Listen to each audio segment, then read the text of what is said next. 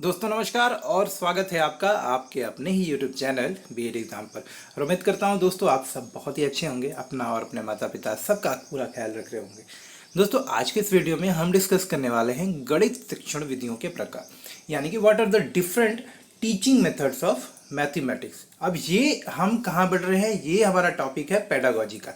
तो आइए दिखाता हूँ मैं आपको कि क्वेश्चन किस तरह से एग्जाम में आते हैं और हमें आंसर कितना लिखना होता है। तो हम इसको डिटेल में समझेंगे भी, लेकिन पहले क्वेश्चन को समझ लेते हैं। तो एग्जाम में जो आपके क्वेश्चन पूछा जाता है वो यही है कि what are the different techniques of teaching mathematics, describe any two of them. तो देखिए, अब जब यहां से आपको पूछा जा रहा है कि describe any two of them, मतलब ये कि ये आपका सिर्फ अगर आपसे इतना पूछा जाता, मैं आपको समझाने के प्रयास करता हूं कि अगर आपसे सिर्फ ये पहली वाली लाइन पूछी जाए ना एग्जाम में, मैं आपको दिखाता हूं। देखिए, जब आपसे सिर्फ इतना पूछा जाए कि व्हाट आर द डिफरेंट, मैं कलर चेंज कर दूं, इसका ब्लू कर देता हूं, राइट। सो जब आपसे पूछा जाए कि भाई what are the different teaching methods of mathematics, तो मतलब ये आपका 2 नंबर का क्वेश्चन। अब देख भी लीजिए कि 2 नंबर में पूछा गया है कि नहीं। अगर 2 नंबर में पूछा गया है तो जो नीचे हमने मेथड्स अभी डिस्कस किए हैं 9 और 10, तो ये 10 टाइप के जो डिफरेंट टेक्निक्स मैंने बताया, जस्ट आपको उसका नाम लिखना है।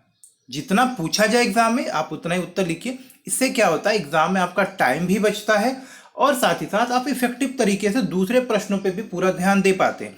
हो सकता है कि एक प्रश्न का उत्तर आपको बहुत बेहतर आता हो, लेकिन अगर आप उसको बहुत ज़्यादा समय देंगे और बहुत ज़्यादा कंटेंट लिखने का प्रयास करेंगे, तब भी उस अंक परीक्षा मतलब जो क्वेश्चन है आपका, उसमें हो सकता है आपको पूरे के पूरे अंक मिल जाए, लेकिन उसी के कारणवश हो सकता है कहीं ना कहीं आप उस क्वेश्चन को भी छोड़ दें जिसके लिए भी आप और अच्छे अंक ला सकते हैं। यानी कि एक क्वेश्चन की जगह पे आप 2-3 क्वेश्चन की क्वालिटी में कॉम्प्रोमाइज मत करिए, सभी प्रश्नों को बराबर बराबर समय दीजिए। तो जब आपसे पूछा जाए कि what are the different techniques of teaching mathematics, अगर ये 2 नंबर में पूछा जाए तो सिर्फ आप लिखेंगे आगमन विधि यानी कि इंडक्टिव मेथड, निगमन विधि यानी कि डिडक्टिव मेथड, विश्लेषण विधि यानी कि एनालिटिकल मेथड, संश्लेषण विधि यानी कि आपका सिंथेसिस मेथड, प्रयोगशाला विधि यानी कि लैबोरेटरी मेथड, अनुसंधान विधि ह्यूरिस्टिक मेथड, 7th जो है हमारा समस्या समाधान विधि, प्रॉब्लम सॉल्विंग मेथड, 8 जो है हमारा प्रयोजन विधि, प्रोजेक्ट मेथड, व्याख्यान विधि, लेक्चर मेथड,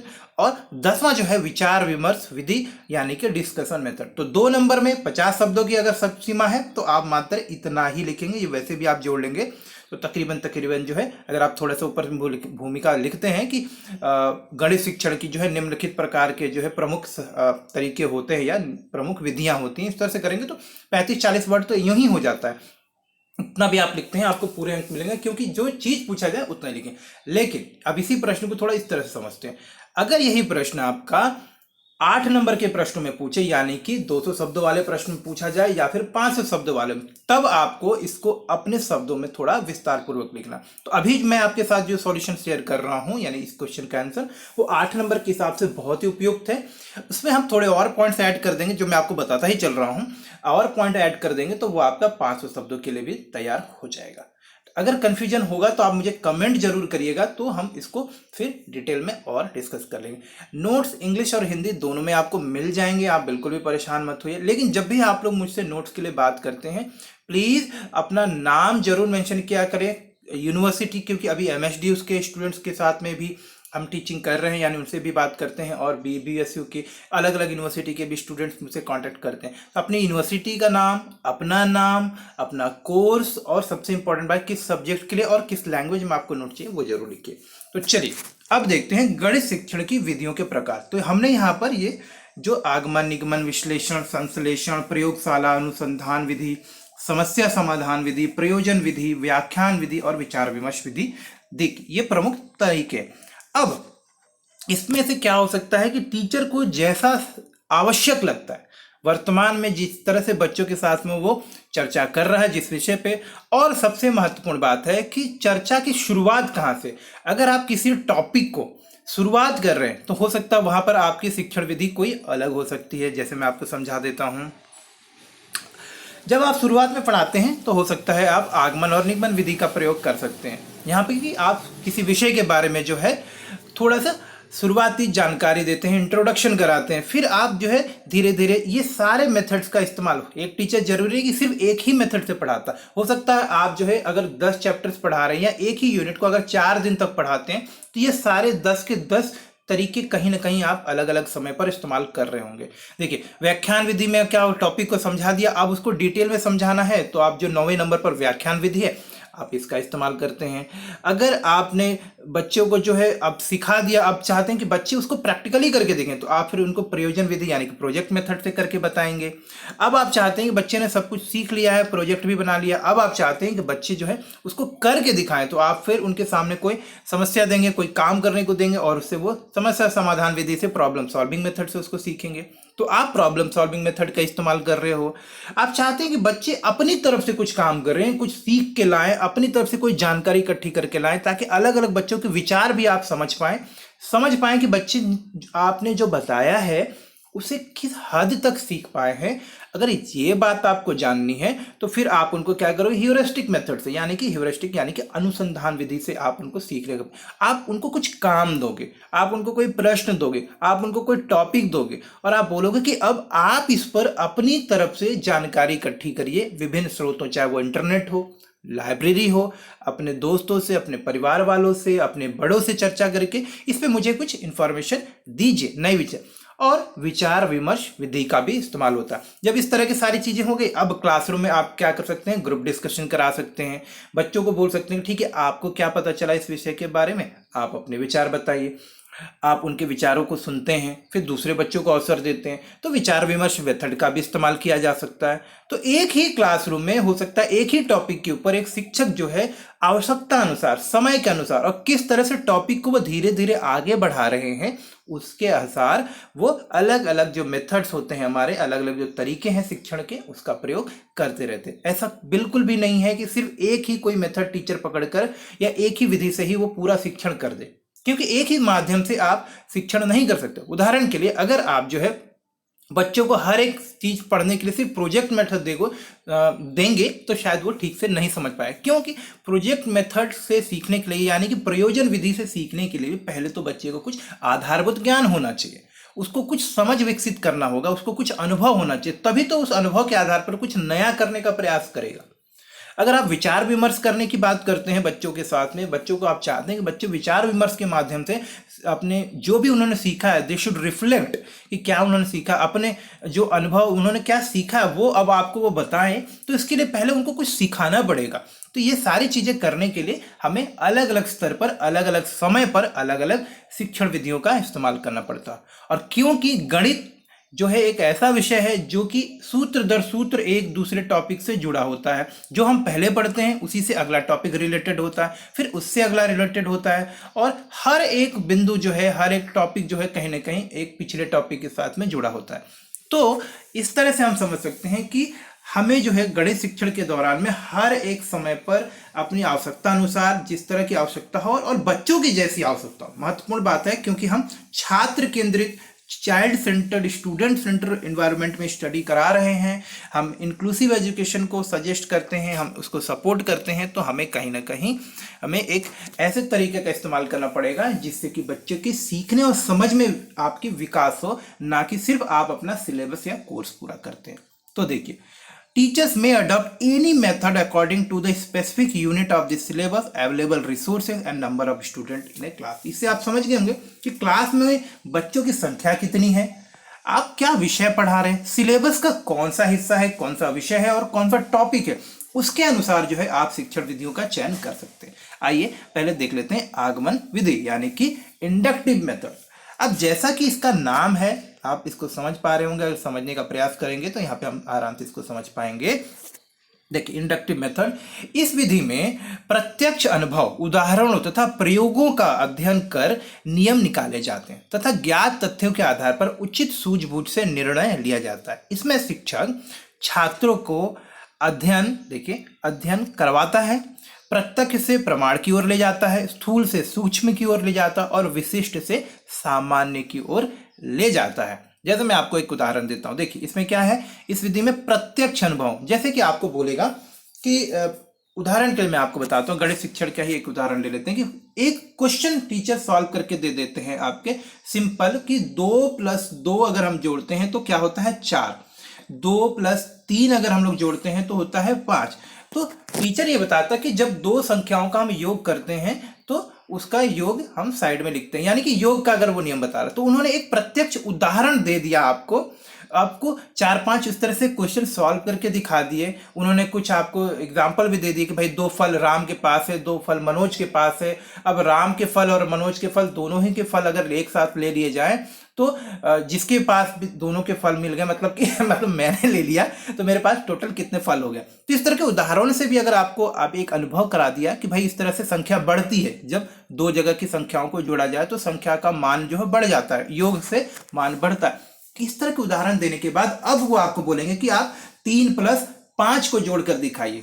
तो इस तरह से, यानी कि प्रत्यक्ष से प्रमाण की ओर, अब वो आपको करके भी दिखाते। तो प्रत्यक्ष से प्रमाण की ओर क्या था कि जब हमने बोला कि 2+2 4 होता है, उसके बाद हमने क्या किया, उनको दिखाया कि भाई राम के पास 2 पेंसिल थी, मनोहर के पास में 2 पेंसिल थी। अब सामने बैठा हुआ जो राजू है, राजू को राम की भी 2 पेंसिल और मनोहर की भी जब 2 पेंसिल दे दी गई तो मनोहर के राजू के पास कितनी पेंसिल हो गई, 5। तो ये आपने क्या किया, प्रत्यक्ष से प्रमाण की ओर करके आपने एक बच्चे को सिखाया। यानी कि इंडक्टिव मेथड में आप क्या करते हैं, एक प्रमाण देते हैं, एक अनुभव कराते हैं, पहले अनुभव कराते हैं, कुछ चीजें उदाहरण देकर बताते हैं, उनको क्या होने वाला है उसका आभास कराते हैं, किस तरह से हो रहा है उसको समझने में मदद करते हैं। और उसके बाद स्थूल से सूक्ष्म की ओर, स्थूल से सूक्ष्म की ओर, यानी कि एब्स्ट्रैक्ट से माइक्रो, मतलब नॉर्मल जो आप चीजें अभी देख रहे हो ना, जैसे कि 2+2 बोला हमने, ये क्या स्थूल है। और सूक्ष्म का मतलब इसको आप किसी भी कंडीशन में अप्लाई कर सकते हो, आप 9+10 भी कर सकते हो, मतलब इसको भी आप करके दिखाते हो।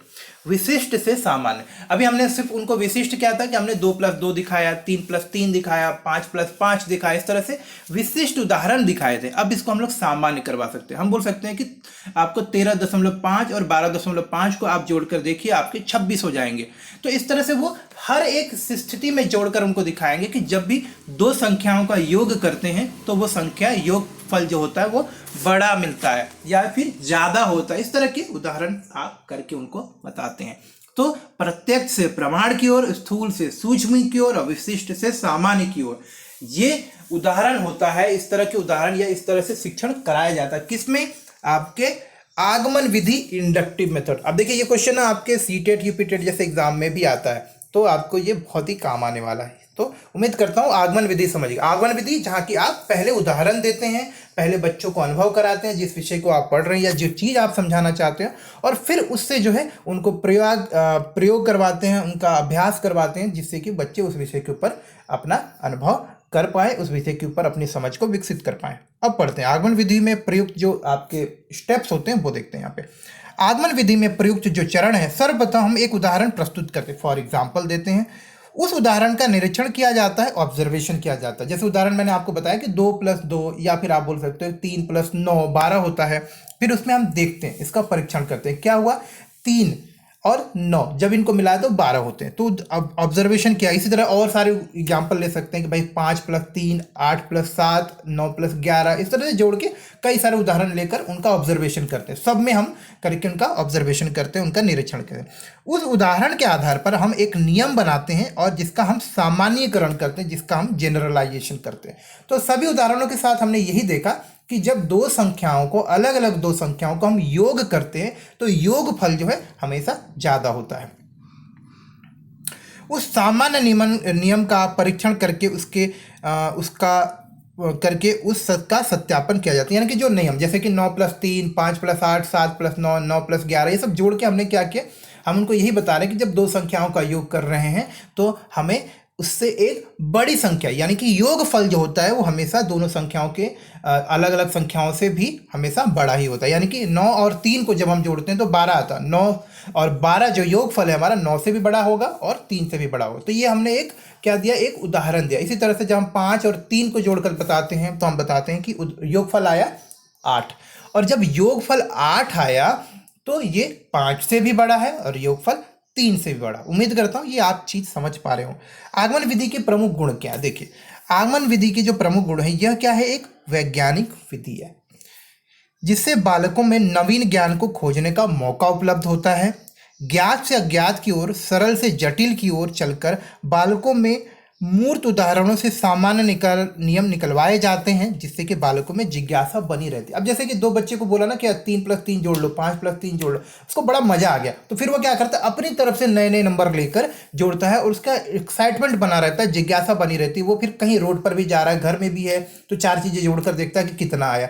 तो जब इंडक्टिव मेथड से उसको सिखाया जाता है ना, छोटे छोटे अनुभवों से, अच्छे अच्छे अनुभवों से, उन अनुभवों से जिससे कि हम पहले से परिचित हैं, जब उसके माध्यम से कुछ सीखने को मिलता है इंडक्टिव मेथड के माध्यम से, आगमन विधि के माध्यम से, तो हमें कहीं ना कहीं बड़ा ही आप बोलिए कि रोमांचक लगता है, बहुत ही ज़्यादा हमारी जिज्ञासा बढ़ जाती है और फिर उस अध्ययन को हम हर जगह अप्लाई करना शुरू करते हैं। और यही एक प्रमुख लक्ष्य और एक बहुत खास बात है आगमन विधि के। स्वयं से अधिगम करने के कारण अधिक स्थायी होती है। जैसा कि मैंने आपको बताया कि एक बार जब आपकी रुचि बन जाती है, क्योंकि अधिगम विधि में आपकी रुचि ही विकसित की जाती है पहले। छोटे छोटे उदाहरण, ऐसे उदाहरण जिनके बारे में आप पहले से ही जानते हो, तो जब ऐसी चीज़ें जिनसे कि आप परिचित हो और वो चीज़ें आपको किसी नए स्वरूप में दिखती हैं, तो आपको बड़ा ही अच्छा लगता है और फिर वो चीज़ें आपके दिमाग में भी बैठती हैं और उसके विषय में आपकी समझ भी विकसित होती है। तो बालक स्वयं से अधिगम करता है, इसलिए उसकी जो सीख और समझ होती है वो स्थायी होती है।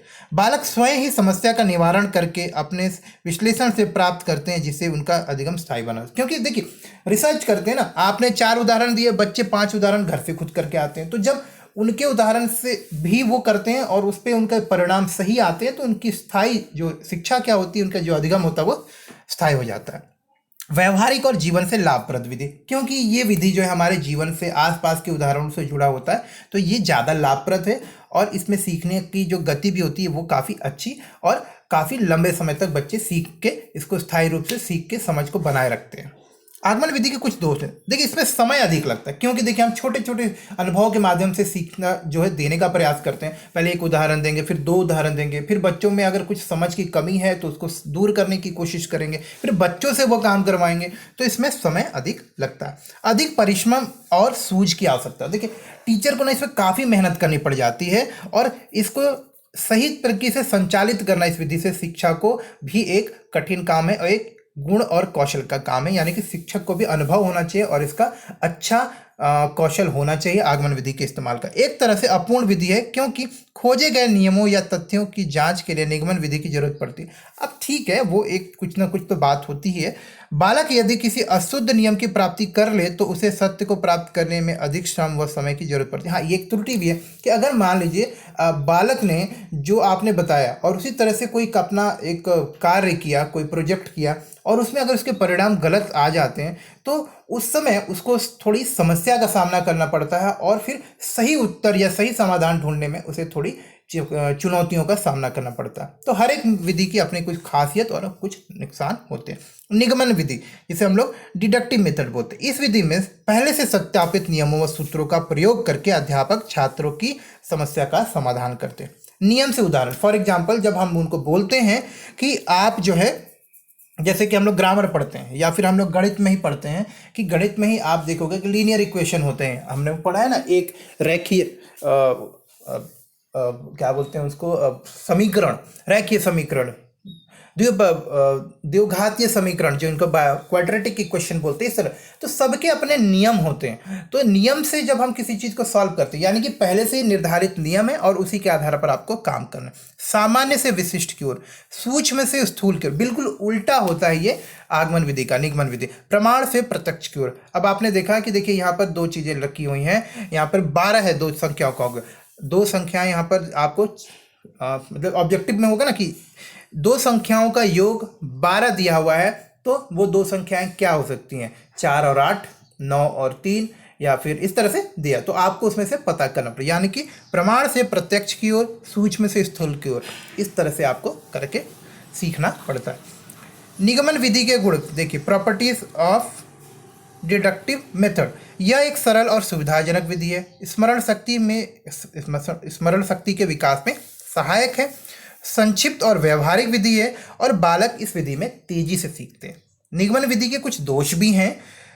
इसमें क्या होता है कि देखिए रटने के ऊपर ज़्यादा जोर दिया जाता है, क्योंकि मैंने आपको बताया पहले से ही नियम निर्धारित कर दिए गए हैं, उन नियमों के अनुसार ही आपको आगे का काम करना है। तो बच्चे कहीं ना कहीं रटने का प्रयास करते हैं, रटने की जो प्रवृत्ति होती है ये इसमें विकसित होती चली जाती है। निजी विश्लेषण या संश्लेषण की क्षमता का प्रयोग न करने के कारण मानसिक विकास व कल्पना शक्ति का विकास बाधित होता है। रटा हुआ ज्ञान स्थायी नहीं होता, तो यही एक इसका दोष भी है आपका, समझिएगा।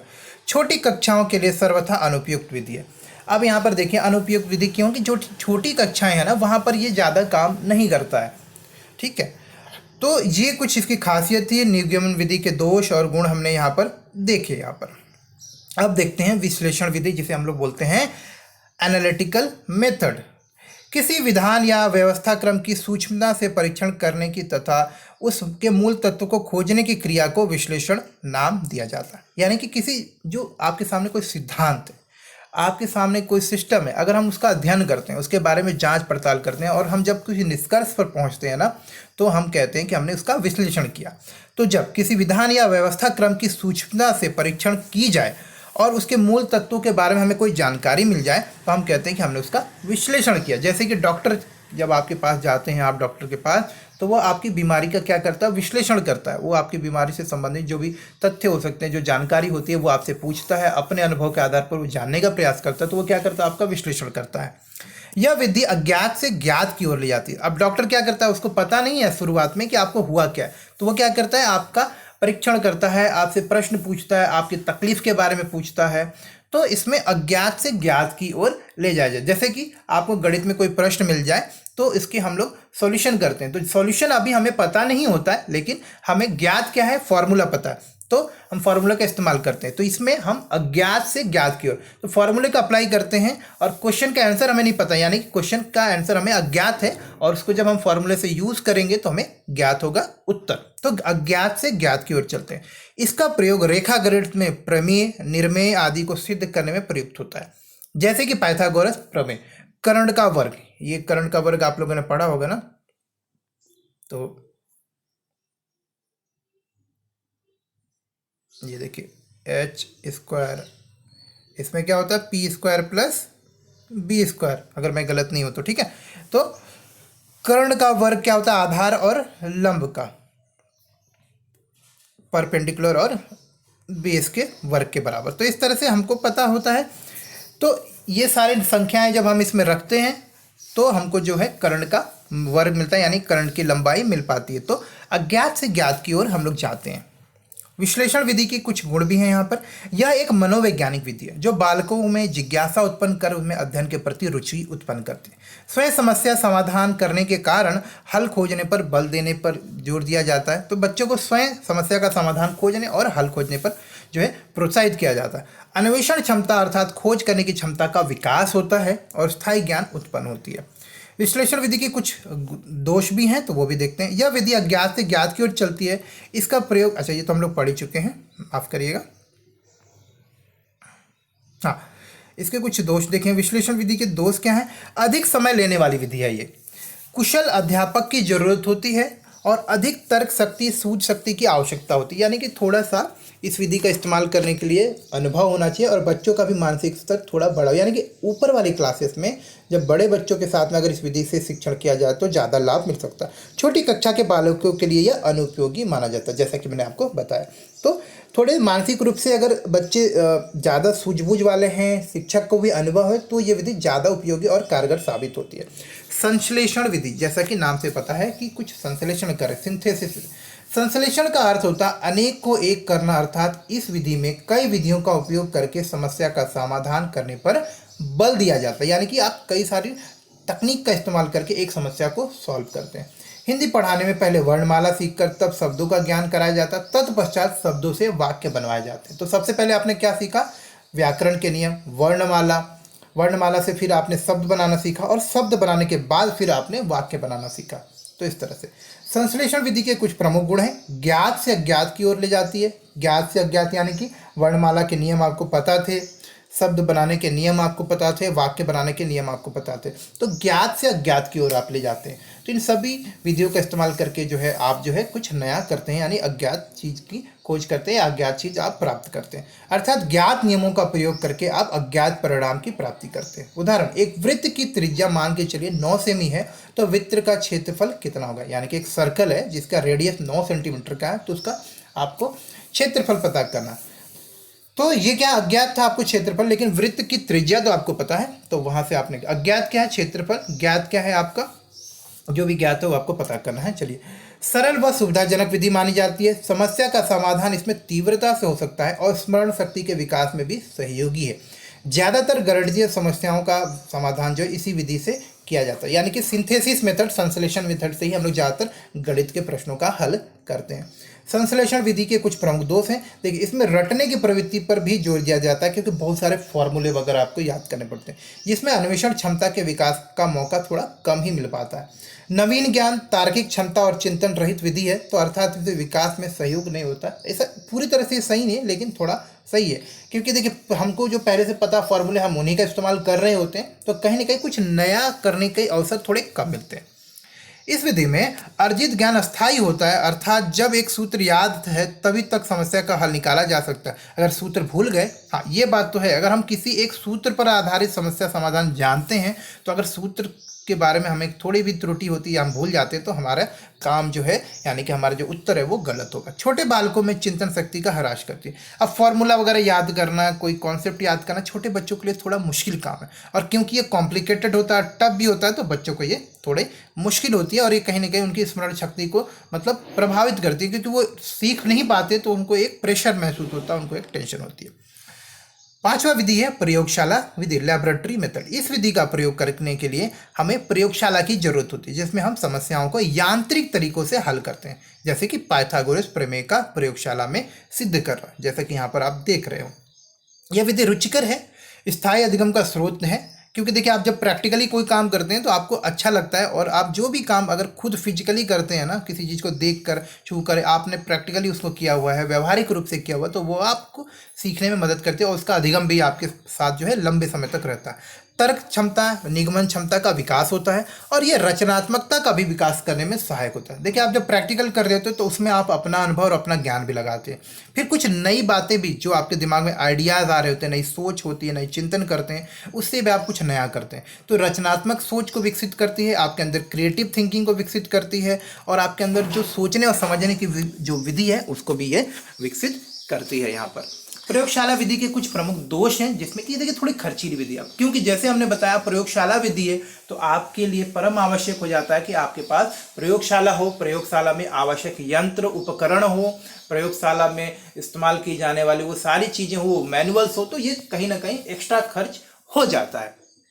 कम संख्या वाली कक्षाओं के लिए उपयोग में लाई जा सकती है। अगर बच्चों की संख्या ज़्यादा है, तो जैसा कि हमने ऊपर डिस्कस किया, जितने बच्चों की संख्या बढ़ेगी उतना ज़्यादा खर्चा बढ़ेगा, और एक शिक्षक के लिए, इवन 2 शिक्षकों के लिए भी सब बच्चों को एक समान रूप से और सकारात्मक और एक अच्छा अनुभव करा पाना थोड़ा सा मुश्किल हो जाता है अगर बच्चों की संख्या बढ़ जाए। तो बच्चों की संख्या अगर क्लास में कम है तो ये विधि ज़्यादा सकारात्मक है, ज़्यादा सफल है, ज़्यादा प्रभावशाली होती है। छोटे उम्र के बच्चों में रुचि उत्पन्न नहीं कर पाती, क्योंकि देखिए प्रयोगशाला विधि में बहुत सारे काम होते हैं, बहुत सारे एक्टिविटी होती है, बहुत सारा उनको टेक्निकल चीज़ें करना पड़ता है, तो बच्चे ना ऐसे काम जिसमें उनको थोड़ी कठिनाई होती है वो थोड़ा करने में रुचि नहीं लेते, तो छोटे बच्चों के लिए उतनी उपयोगी नहीं है, परंतु ये ऊपर वाले क्लासेस, हायर क्लासेस के स्टूडेंट के लिए, अपर प्राइमरी या फिर आपके सेकेंडरी क्लासेस के बच्चों के लिए काफ़ी उचित होती है।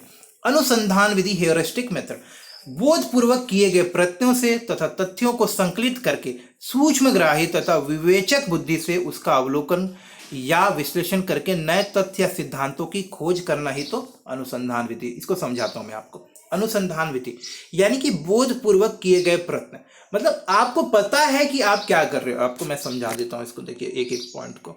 आपको पता है कि आप क्या कर, बोधपूर्वक मतलब आपको पता है कि आप क्या कर, बोधपूर्वक किए गए प्रयत्नों से तथा तथ्यों से, जो आप प्रयत्नों से जो आपको तथ्य मिलते हैं उनको जब आप इकट्ठा करते हो, आप संकलित करते हो, तो उनका फिर आप क्या करते हो, विश्लेषण करते हो, उनका आप निरीक्षण करते हो, और फिर उसके ऊपर आप तर्कपूर्ण तरीके से उसके ऊपर चिंतन मनन करके अपने पुराने अनुभव से आप एक निष्कर्ष पर पहुंचते हो, और जब उस निष्कर्ष पे पहुंचकर आप उनका अवलोकन करते हो, यानी कि उससे कुछ फाइनल डिसाइड करना चाहते हो, कुछ फाइनल निर्धारित करना चाहते हो, आप बोले ना कि किसी निष्कर्ष पर जब आप पहुंचते हो, तो इस प्रकार की विधि से शिक्षण जो किया जाता है उसे हम लोग कहते हैं अनुसंधान विधि, क्योंकि इसमें आप खोज करते हो, इसमें आप अपने अनुभव के आधार पर कुछ नया करते हो, कुछ नया ढूंढने का प्रयास करते हो, कुछ नया अपने ज्ञान को नए स्थिति में, नए परिस्थिति में लागू करने का प्रयास करते हो।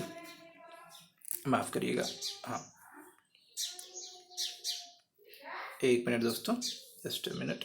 7वें नंबर पे है हमारा समस्या समाधान विधि। जैसा कि नाम से ही पता चल रहा है, प्रॉब्लम सॉल्विंग मेथड। किसी समस्या का समाधान या हल प्राप्त करने के लिए क्रमबद्ध तरीके से किसी समस्या सामान्य विधि या तर्क विधि का प्रयोग करना पड़ता है। समस्या समाधान अधिगम के अंतर्गत, लर्निंग बाय सॉल्विंग के अंतर्गत जीवन में आने वाली नवीन समस्याओं के तरीकों को हल निकालने का एक बहुत ही सरल और अच्छा तरीका। देखिए, प्रॉब्लम सॉल्विंग मेथड या समस्या समाधान विधि एक ऐसी विधि है जिसमें कि आप जो है, आपको जो अनुभव है, आपको जो नियम बताए गए, आप उनका प्रयोग करके एक समस्या जो आपके सामने, चाहे वो क्वेश्चन हो सकता है या कोई परिस्थिति हो सकती है या कोई एक समस्या ही हो सकती है, जिसका कि आप हल निकालते हैं। उदाहरण के लिए, आप रोड पर जा रहे होते हैं और अचानक से अगर आपका पहिया जो है पंक्चर हो जाए या गाड़ी में कुछ खराब हो जाए, तो आप क्या करते हो? आपको पहले से पता है कुछ नियम कि आपको अपनी गाड़ी में कुछ चीज़ें चेक करनी है। आप चेक करते हो कि कहीं हवा तो नहीं निकल गई, टायर में कोई आपकी कील तो नहीं चुभ गई, हवा पंचर तो नहीं होगा, क्यों टायर फ्लैट हो गया, या गाड़ी स्टार्ट नहीं हो रही तो कार्बोरेटर में कचरा तो नहीं, गाड़ी ज़्यादा ओवरहीट तो नहीं हो गई।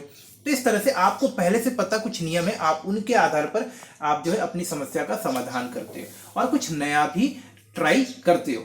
ठीक है, इस तरह से आप करते हो। प्रयोजन विधि, जिसे कि हम लोग प्रोजेक्ट विधि बोलते हैं, इस विधि में किसी भी समस्या के समाधान के लिए छात्र स्वयं किसी भी समस्या का समाधान अपनी स्वाभाविक तर्क शक्ति के द्वारा और जो उसके पास उपलब्ध जानकारी और अनुभव उसके आधार पर करता है। उसे अपने व्यवहार में परिवर्तन करने का समस्या का हल खोजता है। तो बच्चे को जो पहले से अनुभव पता है, पहले से जो ज्ञान है, उसके पास जो अनुभव है, जो उसने सूचनाएं इकट्ठी की हैं अलग अलग स्रोतों से, उसके आधार पर बच्चा जो है एक प्रोजेक्ट, यानी कि उसके सामने जो समस्या है या एक उसको जो कार्य मिला है, प्रोजेक्ट मिला, उसका समाधान ढूंढने का प्रयास करता है। इस विधि में समस्या का हल खोजने के लिए प्रयोजनपूर्ण कार्य किए जाते हैं। व्याख्यान विधि, लेक्चर विधि, ये तो पारंपरिक विधि है जिसको हम समझ सकते हैं। इस विधि में शिक्षण की सबसे प्रचलित विधि जो पहले बहुत पॉपुलर थी, इस विधि में एक कुशल अध्यापक अपने व्याख्यान द्वारा पूरी कक्षा या एक समूह को उनकी समस्याओं के समाधान की विधि से परिचित कराता। जैसे कि मैं आपको बता रहा हूँ, या आपके क्लासरूम में टीचर क्या होता है, एक विषय स्टार्ट करते हैं और उसके ऊपर वो लगातार पढ़ाते चले जाते हैं एक एक टॉपिक को 1 by 1। इसमें एक साइड यानी एक पक्षीय ही शिक्षण होता है। इसमें शिक्षक जो है प्रमुख होता है, वो आपको बताता है और आप उसका अनुसरण करते हैं, आप उसको फॉलो करते हैं।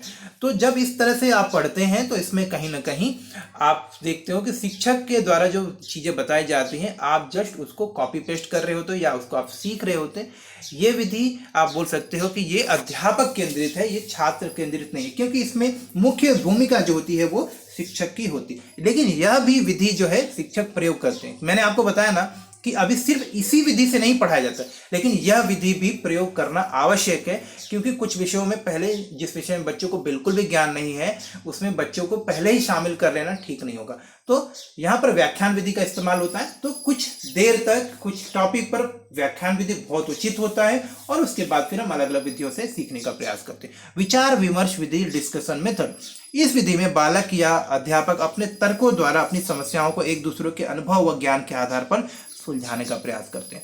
आपके सामने कोई क्वेश्चन है, आपके सामने कोई प्रॉब्लम है, तो बच्चे आपस में, चाहे वो ग्रुप डिस्कशन करके, टीचर के साथ डिस्कशन करके या आपस में ही डिस्कशन करके, अपने अपने ज्ञान और जानकारी को एक दूसरे के साथ साझा करके एक जो हमारे सामने प्रश्न है, जो हमारे सामने समस्या है, जो हमारे सामने सिचुएशन है, उसका हल निकालने का प्रयास करते हैं। तो ग्रुप डिस्कशन मेथड, ये खासतौर साइंस के विषय में, गणित के विषय में या कोई भी विषय जिसमें कि आप कुछ नया ढूंढ रहे हो, नया कुछ प्राप्त करना चाहते हो, वहां पर ये काफी कारगर है। और साथ ही साथ ये एक सामाजिक रूप से अधिगम का भी तरीका है। तो सोशल लर्निंग मेथड है, जिससे कि एक दूसरे को सीखने और एक दूसरे से को सिखाने का भी अवसर मिलता है। तो उम्मीद करता हूँ दोस्तों ये टॉपिक्स आपको अच्छे लगे होंगे, अच्छे समझे। अगर इसका PDF आपको चाहिए तो आप मुझे कमेंट कर सकते हो, और अगर ये वीडियो आपको अच्छा लगा हो तो लाइक और शेयर जरूर करिएगा।